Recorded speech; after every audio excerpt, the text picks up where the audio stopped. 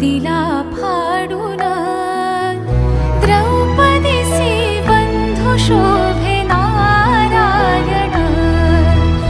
द्रौपदीसी बंधू शोभे नारायण सुभद्रा कृष्णाच्या पाठीची बहीण विचाराया गेले नारद म्हणून